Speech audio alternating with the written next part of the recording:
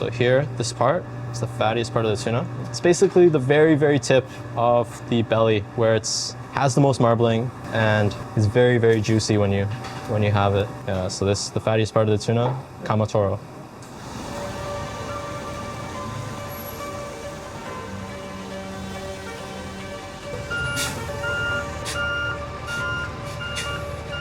How big is this one? 163 kilos. Good size. Yeah.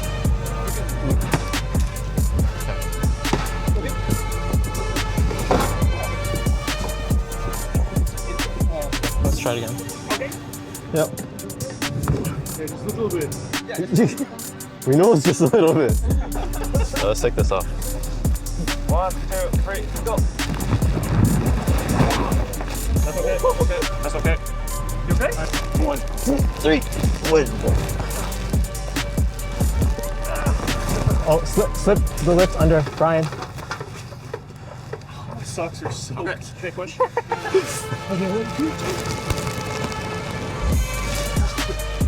2, 1, 2.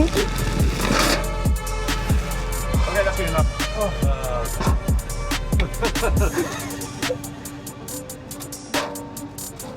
All right. Now we know, those kids. Okay. Take it, eh? Okay. Take it. I'll help you get out. Take it.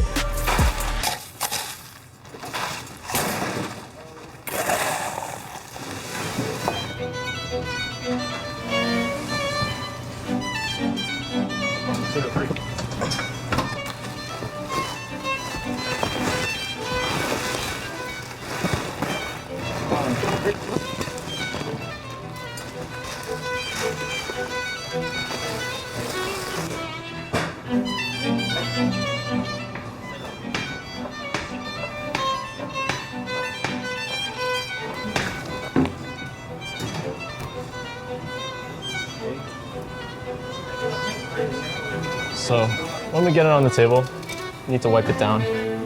It's really dirty.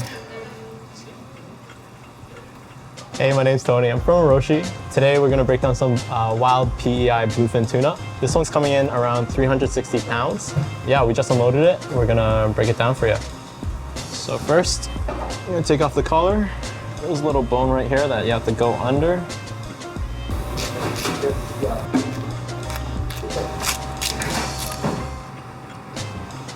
So there's a chunk of meat here that's actually the fattiest of the tuna. So Brian here is scraping out the head meat and still has a good amount of fat and flavor. Great for rolls. All right, so here we're gonna cut off the scales so it'll be easier to split. The process is called tsukibiki. It's a Japanese technique. It's a little cleaner, and for bigger fish, it just makes a lot more sense.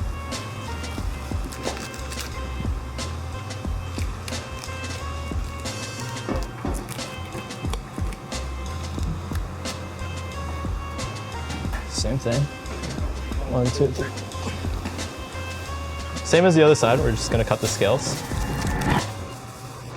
So first off, when it's a fish this big, we need to take it down a little bit more carefully, more precisely. First cut I'll make here is on the belly. You need to split the tail part, and then also this side as well. Next I'm gonna open up the belly. Get those fins out of the way. Just cutting around the fin here.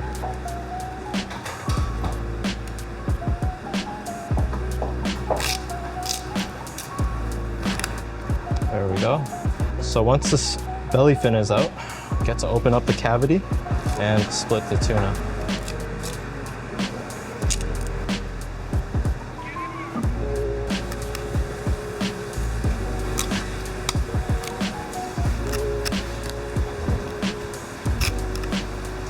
So the next cut here will be down this center line. Just need to cut here and find the pin bones and follow it. It's all about following the bones.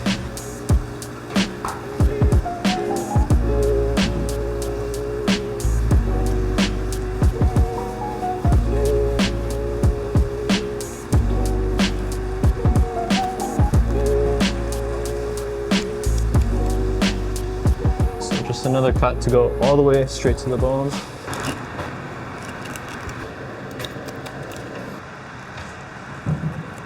1, 2, 3. Right, so that's the first loin of the tuna off. Put this up. Here I'm just measuring it.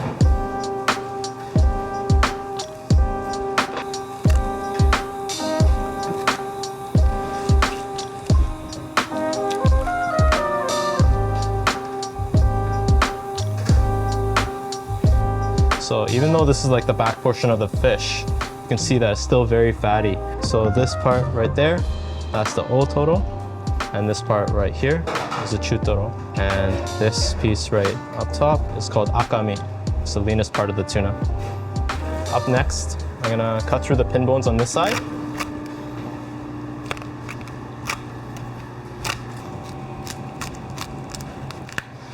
Here I'm pulling out the fin muscle, just make it a lot easier when it comes to split the back loin.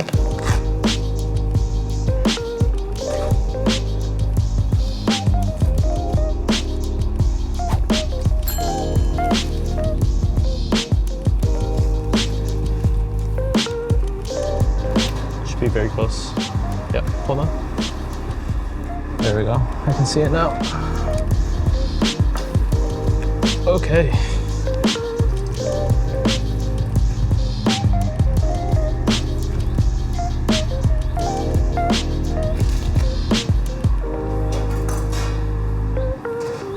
This is the back loin. It's a little different from the belly where you don't get that otoro. So the back loin is mainly comprised of akami and also the chutoro, which is at the bottom.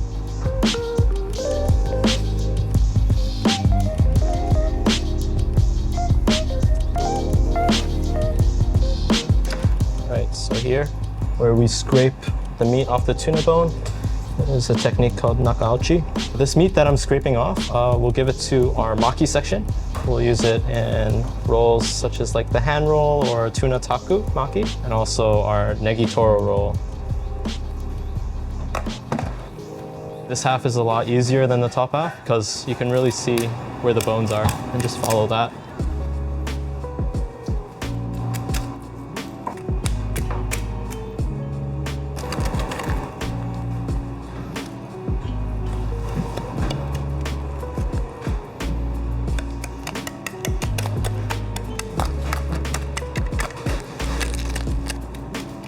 Yep, my experience. I've only done a few tuna so far.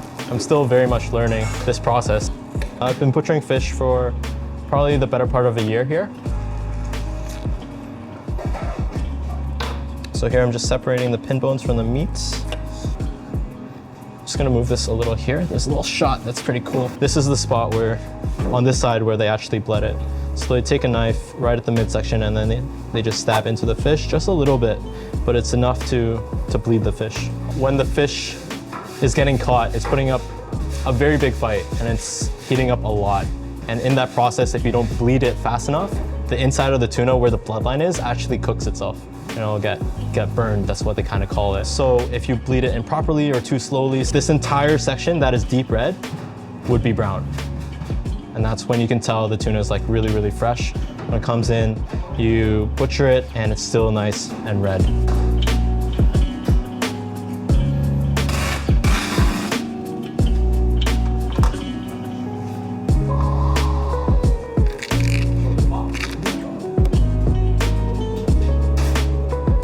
So this is the last piece, gonna sit in the fridge for about 7 to 10 days. And that's when it gets really, really concentrated. The fat gets more intense as well. And the flavor just multiplies. Yeah, then it gets processed and we put it in our sushi.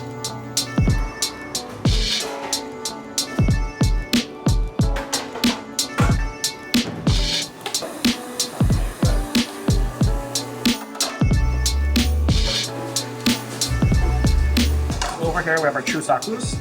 This one is the closest to the bloodline, it would be called chiadishu. And these are just your normal chusakus. This is a rather special cut. Normally toro is only on the belly side. This triangle part, sometimes it will be called sangaku, which is triangle, or setoro, toro from the back.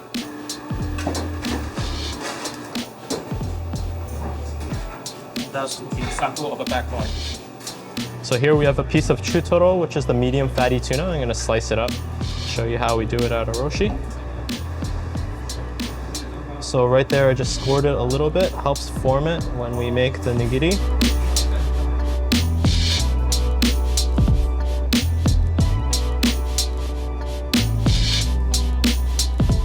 This is the next piece, kamakoro.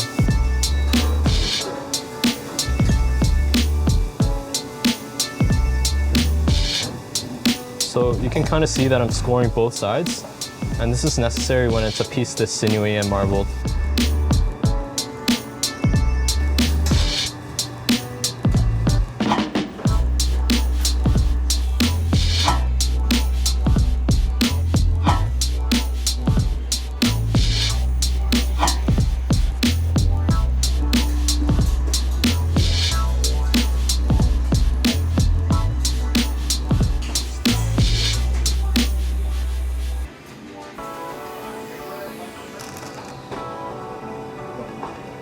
Here at Oroshi, we try to make the best food for our customers, which is really important. Thank you to all the customers that support us, and hopefully we can see some new faces.